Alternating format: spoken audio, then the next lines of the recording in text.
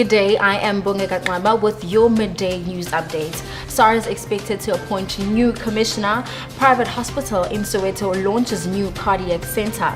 3M hosts Skin Safety Leadership Summit.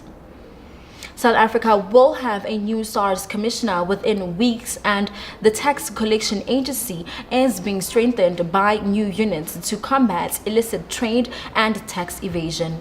Finance Minister Tito Mboweni says that SARS IT system will also be beefed up. The tax revenue shortfall is expected to come in at 42.8 billion this year, worsening of 15.4 billion on October estimates.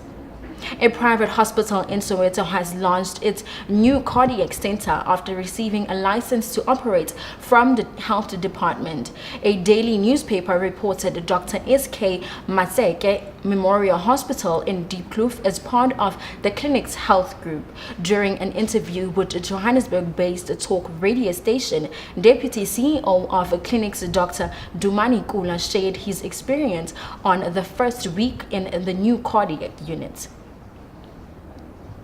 With the aim of reducing the risk of medical adhesive-related skin injuries, on Wednesday, 3M hosted a Skin Safety Leadership Summit to improve patient experience with skin safety solutions that sources, protect, and heals.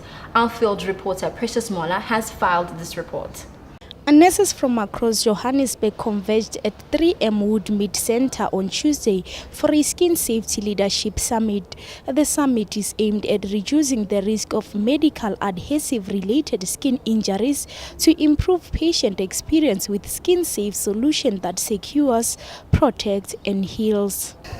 The people at the Leadership Summit today are the people that we want to educate to help to prevent the complications. Because if you educate people to do the right thing, we know that we will have good outcomes with patients. We have usually two major events. This year we combined it into one, so we'll be just having the one event in our facility. It's a road show, so we go to 4 of the major cities in South Africa to try and really get to more people than just local. Liege says it is important for healthcare providers to be adequately trained in order to handle patients well and avoid tearing of the skin when removing patches from patients, amongst other things. We must not just take for granted that people know if they find a dressing that they will know how to use it. To be able to know and to have the better outcomes, we need to train them to use it properly.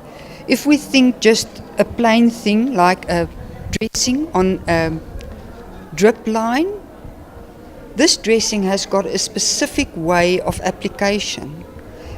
In that, it is not just a dressing, it's actually a securement device. And if we're not training the people the correct application, then we're not going to have them apply it correctly, and that could be a wastage of resources as well.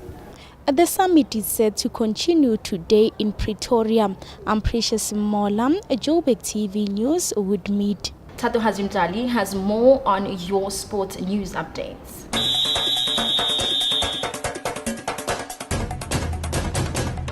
Good day, I'm Tato Hazimtali with your sports news. Orlando Pirates' title race suffers a huge blow as they lost by a goal to nil to SuperSport United at the Mbombela Stadium last night. United found the back of the net through a corner from Aubrey Mudiba and found a head from Clayton Daniels. Pirates failed to equalize as skipper Happy Jali's penalty was saved by keeper Rowan Williams. Matatans are now in 4th place, 1 point behind Orlando Pirates. Up the Bucks have now gone 6 games without a win in all competitions. Still on football, FIFA has officially opened the bid for the 2023 Women's World Cup. SAFA boss Danny Jordan 2 months ago said the country wants to host the World Cup since Banyana Banyana qualified for this year's World Cup in France. FIFA began the process on Tuesday with a letter to all member associations. SAFA has less than a month to submit a completed bid. And lastly, Proteas prepare for the second test against Sri Lanka. They are down by 1 after losing the first match in Durban when Sri Lankan batsman Kusal Perera hit a century second of his career. The team lost a match in Port Elizabeth when Graeme Smith was captain in 2009. The match will start at 10 a.m. today. That's all from the sports desk.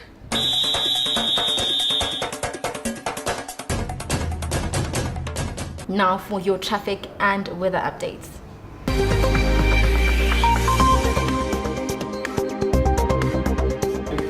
Looking at traffic lights not working at Peter Road in Honeydew Bayas now Deer Drive. Traffic lights also not working at Fourways Boulevard, William Nicole Drive. In Highlands North Athol Street, traffic lights not working at Louis Botha Avenue.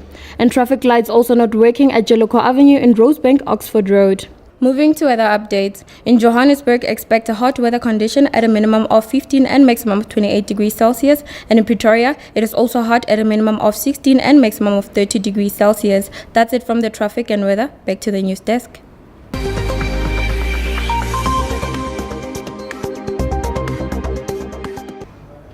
And that's it from me and the rest of the Joburgtv News team. Goodbye.